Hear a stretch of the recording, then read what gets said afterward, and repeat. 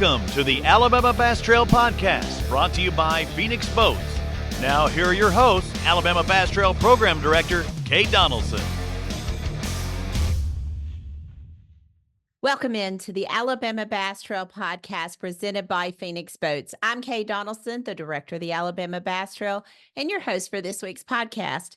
And we are a day late and $1 short, unfortunately. Crazy world. I am listing my house, selling my house. I work out of my house. So when a realtor calls and wants to show the house, you have to get going. And I won't say Zeke has been very busy guiding as well. So it's been kind of hard to get these guys on. So we're going to talk to your 2024 ABT 100 Weiss Lake champion shortly. But it has been a bit of a week trying to get this podcast recorded and out to you guys. But wow, all I can say is wow. Stop number 2, the Alabama Bass Trail 100 2024 Weiss Lake.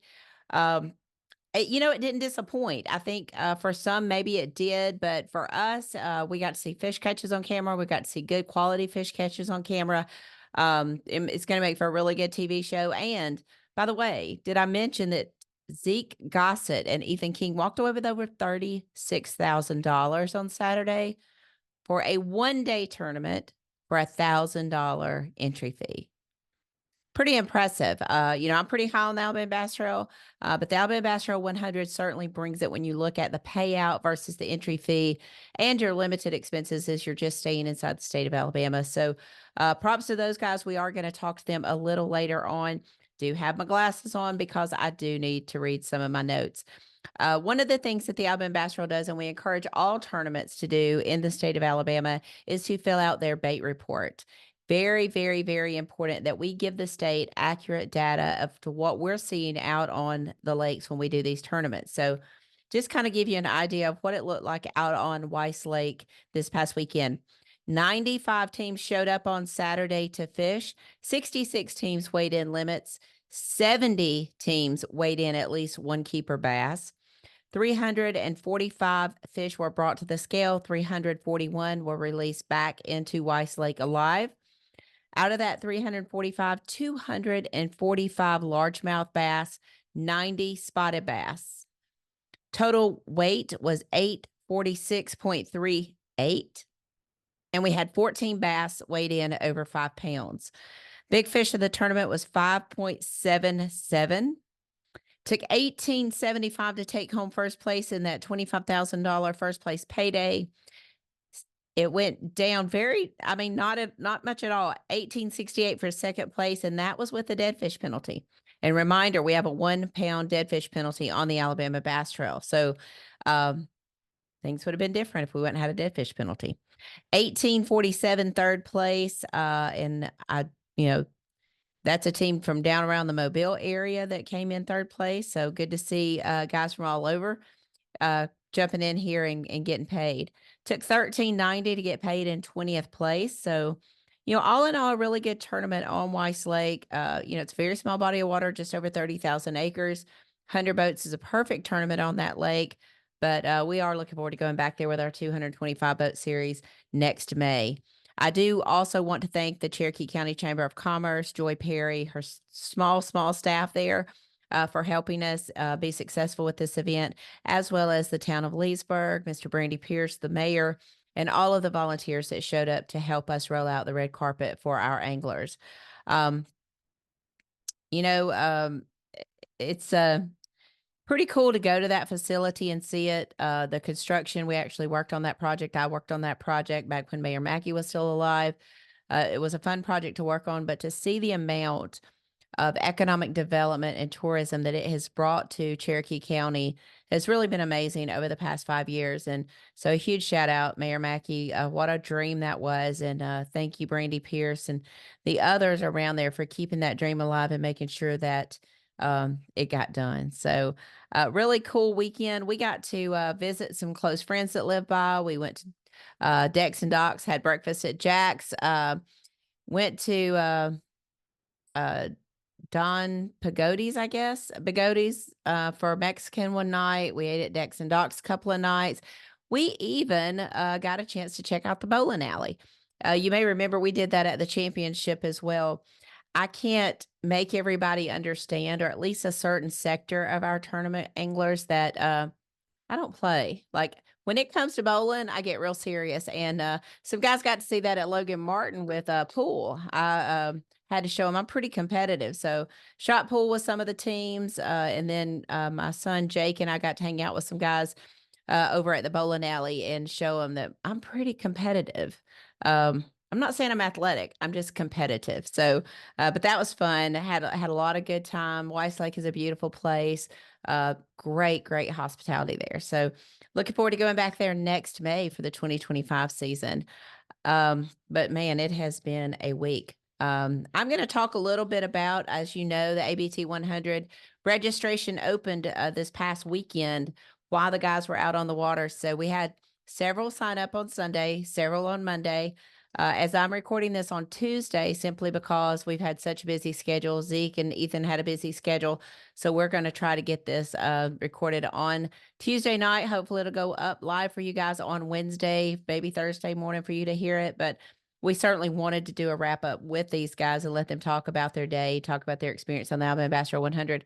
I don't know if I mentioned it, but they're currently leading the Angler of the Year points. Out of a possible 200 points, they have 199 through the first two tournaments. So pretty amazing display of fishing. We got to see them early on live and didn't catch back up with them, but we did see them early on our live show. So I just kind of wanted to talk about that a little bit, but we're going to take a short break. When we come back, we'll have Mr. Zeke Gossett, Mr. Ethan King, your 2024 ABT 100 Weiss Lake champions, talk about their day, talk about what it means to be leading the points at this point. And it's a long way to November.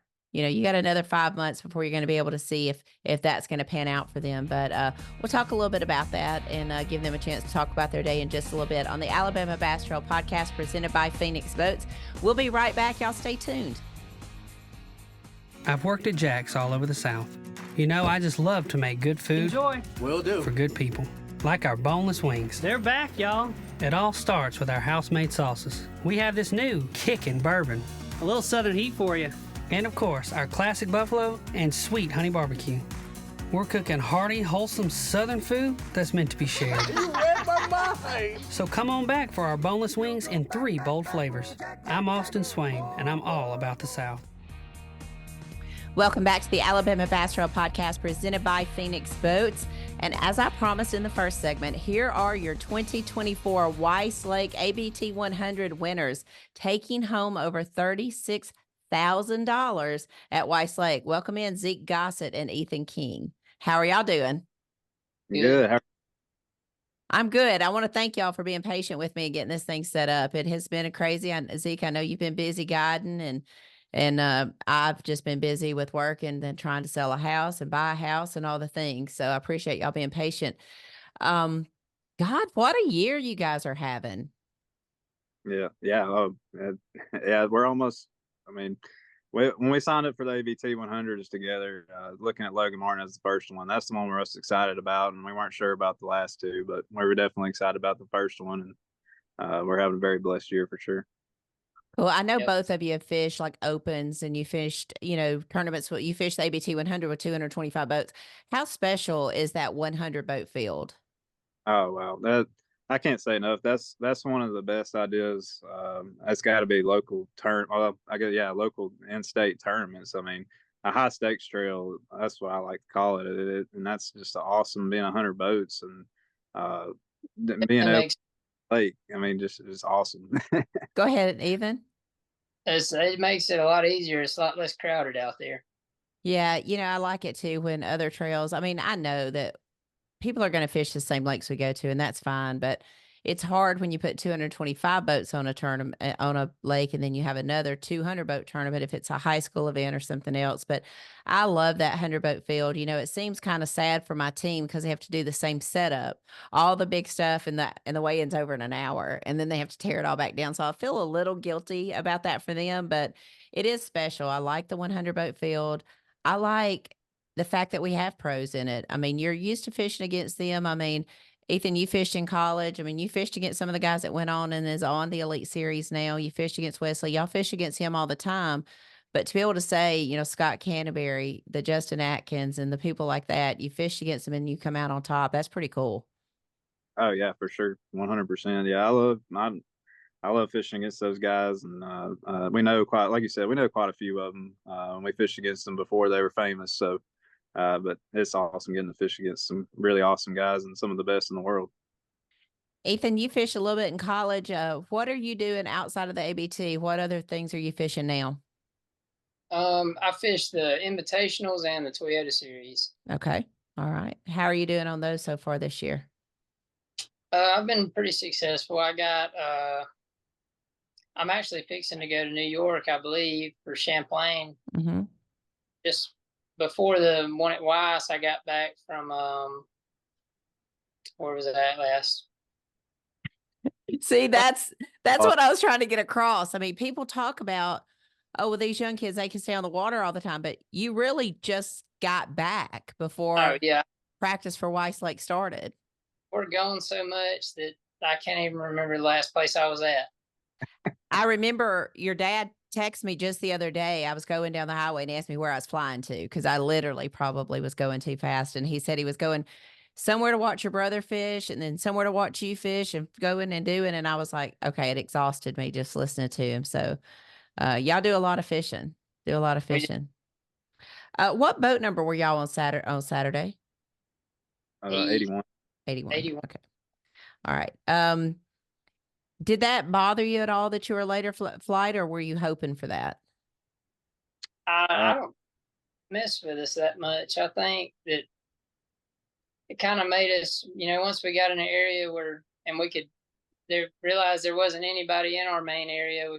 I think it kind of made us settle down and fish hard. Okay. And I think that really helped us out. We caught up with y'all early in the morning. Didn't make a real long run first thing. Did you kind of stay in that area? No, that was kind of a spur of the moment decision, and it didn't go as we planned. But we were fortunate enough to be able to get in our next area. So I kind of skipped ahead. Zeke, how did your practice go? Yeah, that's what I was actually about to touch on when you asked us about boat number. We didn't really have anywhere to be specifically, and we practiced Wednesday, Thursday, and Friday, and I think Wednesday and Thursday we didn't catch anything at all, and we were kind of just eliminating water and just moving around, and then we actually practiced in the area where we thought where we had a little bit of history, and we had one good bite on a frog in one little area, and then we had a couple good bites offshore. And like I said, we didn't have much to run off of though, and we didn't really have a place to start or be. So being a late boat number actually gave us confidence in having that longer day. I think we actually particularly like being a later boat number and have a longer day off the bottom end. And when me and him usually tend to start getting things going about 12 o'clock on the tournament day. We never have a good start. We weren't too worried about it. A little bit different start than January at Logan Martin, though. Yeah. Well, that shocked us as well. We were talking about we were going to catch them late that day too, and the spot we started on, was fortunate enough to get a good start. So yeah. I was glad to see the 60-degree rise in temperature. I'll be real honest with you. That was nice not to have to be freezing that morning. And the rain. Go ahead. I said the rain held off too. It was supposed to pour all day.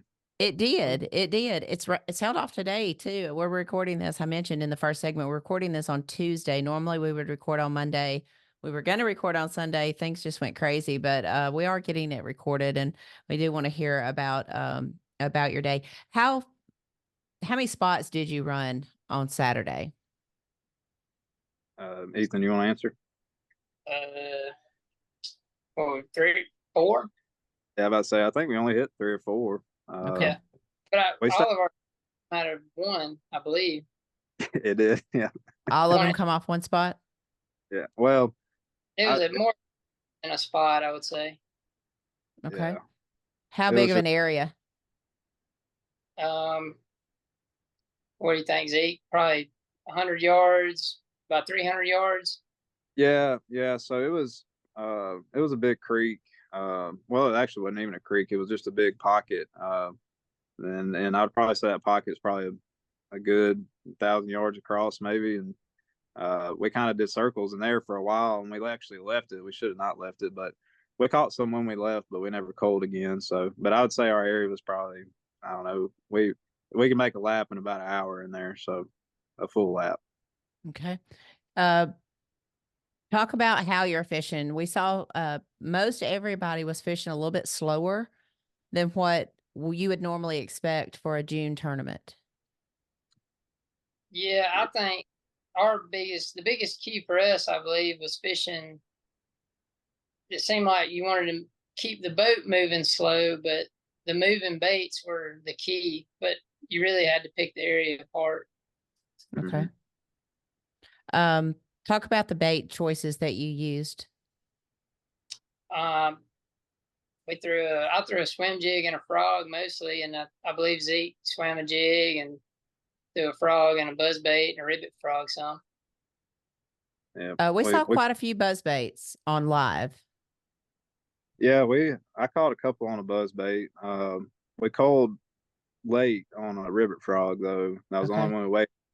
That fish, which all of them counted, but that one was the last one we called, and it was kind of late in the day. And it didn't give us, it wasn't a huge coal. It was about a quarter pound, a little over quarter pound coal. And I think we only won by like point. It was definitely tough. Yeah, it was certainly tied. I put it in my notes, like y'all had 1875, they had 1868. They also had a 1 pound dead fish penalty. Did y'all know that? Did y'all notice that on the results page? Yeah. Yeah, that I'm never popular when 1 pound dead fish penalties are handed out. So you said you caught it late in the day. Okay, y'all were last flight, you were doing it. No. Yeah. Yes, 3:15. last 3:15. So how late in the day did you have the limit that you brought to the stage? I would say we probably called it about 1 o'clock. So Okay. and that's why I said earlier we left the area where we caught all our fish, which was it got kind of slow in there, and we were like, we had some things in the back of our mind, some deeper fish that we were like, if we can just get one of those to bite, we can make a big coal, make a 2 or 3 pound coal with one of those. We can get them to bite, and like I said, we left that area and we went and tried to fish deep for the last hour and a half or so, and it just didn't work out. So talk about what you talked about your baits. What were you targeting? Was it a, current seam? Was there anything suspended there? What were you targeting?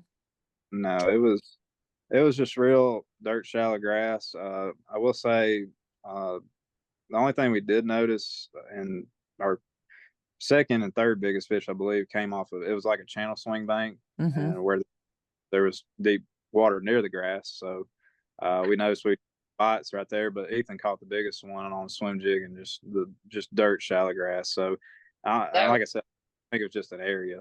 The one big one that I caught, there was a little, what do you think, Zeke? Maybe 50-yard stretch of willow flies that had hatched out. Yes, it was an insane amount of willow flies too. Really? That was really the only little. I mean, it was maybe a 40 or 50-yard stretch of them when there was right there, and that was where we caught that biggest one. So, I mean, that was really the fish that kind of pumped us up a little bit, keyed us there, I think. Yeah, sorry. No, I mean, willow flies to me are a double-edged sword. You want to be there at the very beginning of it, because at the very end of it, they're not going to eat. I mean, they're just not. They're going to just be full gorged out on mayflies. So y'all got there at the beginning of the mayfly hatch. Yeah, so that's what I was going to add to Ethan. What he said. There was right before that mayfly hatch, there was a big stretch of grass. It didn't have mayflies, but it was on the same bank, and we hit this one grass bed, and I don't know, we were just right place, right time, and that's what it takes to win one of these tournaments. But Ethan caught a real nice fish, about a 3.5 pounder, and then I caught another nice fish, and then we missed like 2 nice fish, and then we caught another nice fish. So we coaled up to like 14 pounds right there, and then we went down the bank probably 100 yards, and that's where the willow fly hatch was, and he swam up that 5 pounder, and I mean, it was just like right place, right time, and we went through that one patch where we had like those 4 or 5 bites like 3 more times and we never got another bite. So I don't know what the deal was. It's like we pulled up right when the school pulled through the grass, but I don't even know how to explain it. Wow. Yeah. So right That's place, right. that's cool because when we got to Wheeler last year, it was not that situation. We got here and I mean it was just it was miserable. It was miserable just being out at the boat ramp with them. Um it was bad. I'm not a big fan of the willow fly hatch. I'll be real honest with you. It's not my favorite. Um I was looking through the standings, and if you look top 10, Wes Logan, Doug Logan, pretty impressive team right there. I mean, of course, the guys that finished second, they're local there. They fish there all the time. The Timothy and Murray Felder, Robert Robinson and Morgan Brown, those guys are from way down south.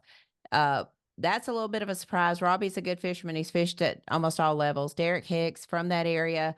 Alex Davis, he said it on stage. He just took it like a man. He had to be net guy most of the day. Wes Logan there in 6th place. Pretty big hammers there. Tim Hurst, Mark McKegg, Paul Davis, Josh Chappell. I mean, there's some pretty good local guys to you guys. I mean, y'all fish against them all the time. You fish against them in the ABT. You fish against them in the Coosa River Trail. So you beat some pretty big names there. How does that feel on your drive home on Saturday? Feels good. Yeah.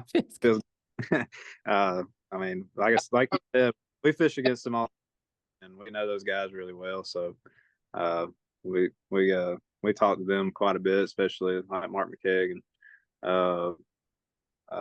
a few other guys like John or Paul and them. I mean, we just know we hang around them, so it's good fishermen usually tend to run in schools, I guess. Yes, they do. They do. I wanted to ask, you fish in college, Ethan, you fish in college, you fish a lot of the other bigger trails, anything that you would have that you would want to say to a younger audience? We've got some kids fishing with us now, Caleb and Connor Miller, Kobe and Cade Croson, that they're in that high school, starting that college realm and all of that. What would be your message to them as far as how to go about this? Because you've obviously both done it and been both very successful. Stay on the water. That's all you can do. Stay on the water. Learn as much as you can. Yeah. All right, Zeke. I second that. Yeah, and we're very both blessed to we both do the same. Like that's all we talk about. That's all we think about. We don't do well. Ethan hunts a little bit, but we fish 98% of the time, and every time we can get on the water, we can, and we put a lot of work into it, and we're truly blessed to be able to do what we do. But yeah, if I had to give one tip, it's just time on the water and seeing every condition out there. From 11 degree or 18 degrees like we had at Logan Martin. I've seen that before, not many times, only like once or twice in my life, but seeing that before, helped us, do well in that tournament. So, and not every day is going to be pretty, just like the weather, and ABTs are known for bad weather for some reason, but it's just part of it. It is. I say this, and time on the water, we see it when you look at Noah and Cole Godwin and their success on the Alabama Bass Trail. And, it's just time on the water. Every time you pull up Facebook, you see you guys are out there winning tournaments. Wesley Gore was the same way before he joined the Elite Series. And you see Noah and Cole doing the same thing. I say this, and, I'm tickled to death we have the great sponsors that we have. But time on the water, to me, is what separates people. Chris Rutland told me at Lake Jordan this year, he said, the day y'all went to Logan Martin for the ABT 100, I came to Jordan because I said to myself, that could be our day at Lake Jordan.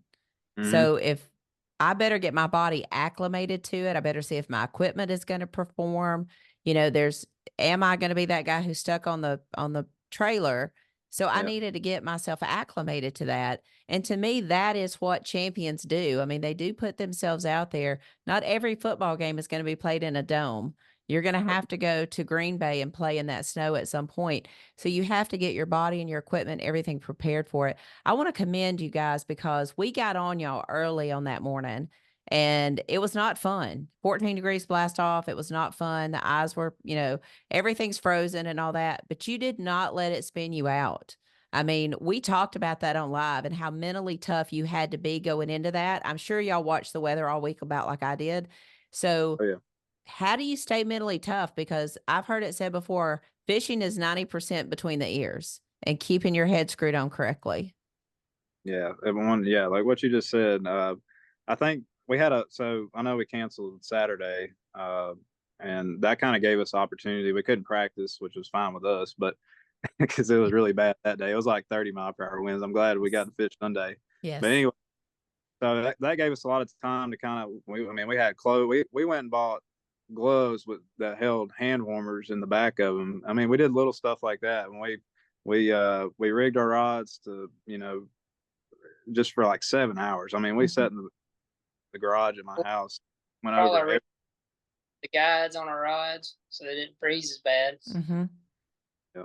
I mean, we did every little thing, and all those little things add up to, one big thing, in preparation for, we were retying hooks, we were putting new hooks on everything, we were relining rods. I mean, we did all that, but we went a little extra mile on that because we knew going into it being 14 degrees, we needed everything right. And we made sure we were using Ethan's boat, and we actually got the live wells prepared. We kind of stuck some pliers in there just to make sure they wouldn't freeze, get open.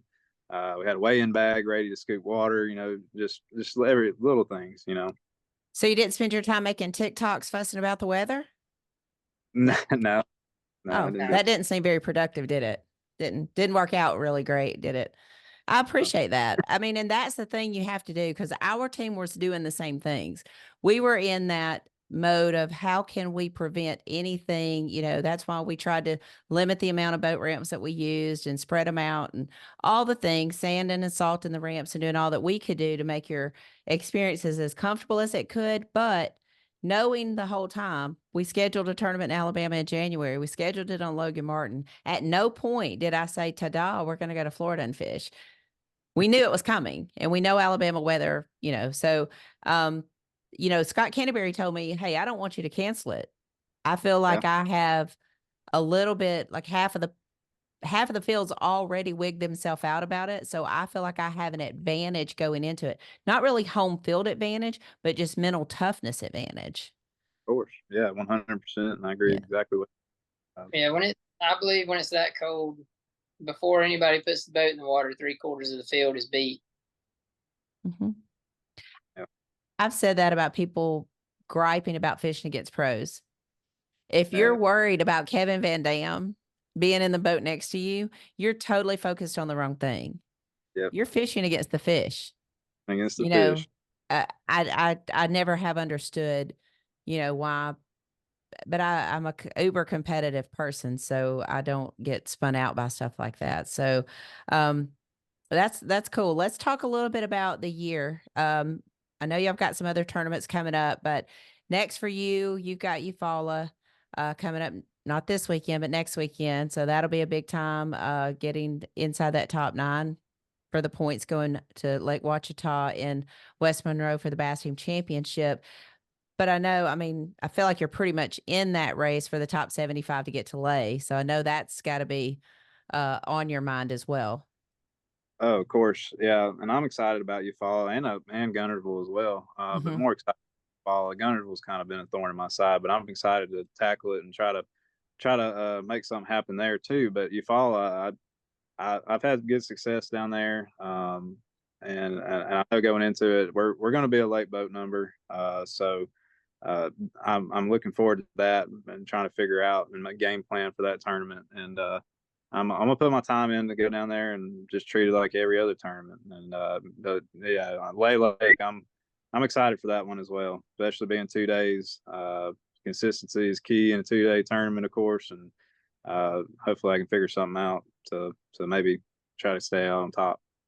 Well, I said the whole time that I was going to get the belts and wear them in here, and they're in my other office. I've created a podcast room at my office at my house, but I was going to bring the big belt so that I could like be wearing it so y'all could see it. But Angler of the Year, it's 11 points different from you in second place. There's a two-way tie for second place with the points.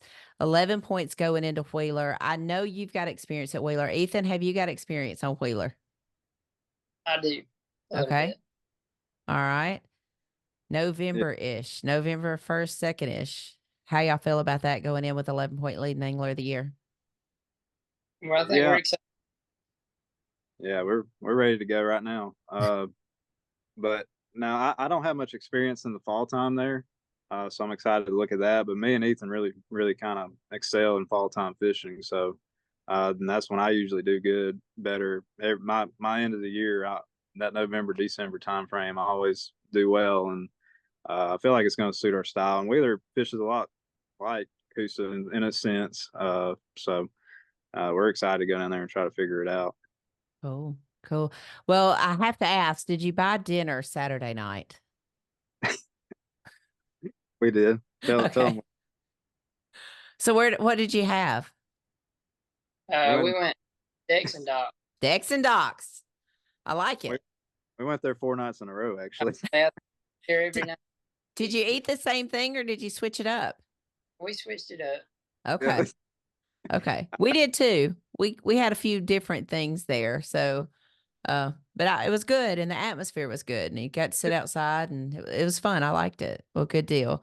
Good deal. I want to ask you one more thing. You both have families that support your fishing. I know Mr. Curtis is constantly either with you or he is watching close by.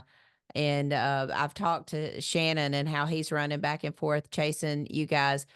How important is that coming up the way you came up and seeing them out there when you get that, when you got beat at Logan Martin and the disappointment, but yet having them there, but then there to celebrate on Saturday when you won?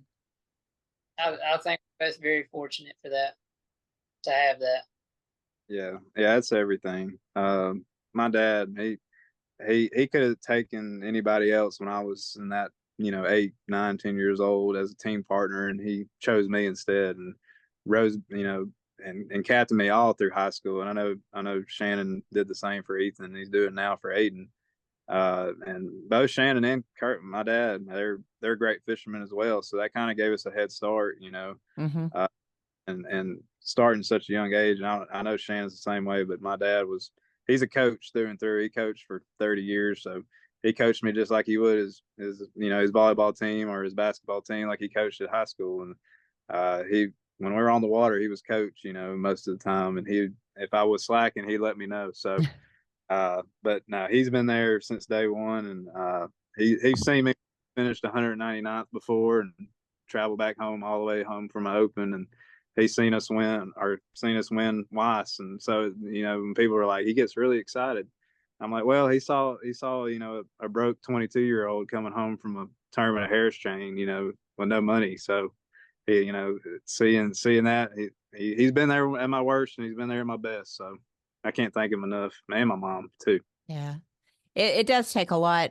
Speaking of your mom, you're going a lot and your dad's going a lot with you. And it takes a team. I mean, it really does. I look at these pro anglers with their wives, that are out there helping them. And then I see Mr. and Miss Logan that'll go and travel with Wes sometimes too. And I see her post and all of that. And it really is a family event. And I know that they send up lots of prayers for it. It's just a real fun atmosphere. I always wanted the Alabama Bass Trail to kind of be like a big club. And I think that's like the 100. I think it does feel like a club, but it was really exciting to sit back and watch your parents having kids that have gone out there and put their heart and soul into something and watch them succeed and watch them fail. It's really hard to watch them fail, but you know that there's a lesson to be learned in it. So you have to let those things happen. I think more parents should understand there is a lesson to be learned in failing, and you need to let your kids fail every once in a while. But it sure makes those wins so much sweeter, doesn't it? It does. 100%. It does. It does. Well, thank y'all for coming on with us. I mean, what an impressive performance so far this year. 199 points out of 200, headed for the Angler of the Year. Got a couple of events to fish before you get up to Wheeler in November, but no doubt in my mind, you guys are going to be putting in your time, and I appreciate your time tonight. Thank y'all so much. Thank you. Thank you. All right. All right, guys, that does it for this segment of the Alabama Bass Trail Podcast presented by Phoenix Boats. We'll be right back in just a moment. Y'all stay tuned. Research and development is more than just time in the shop for us. It's time out here.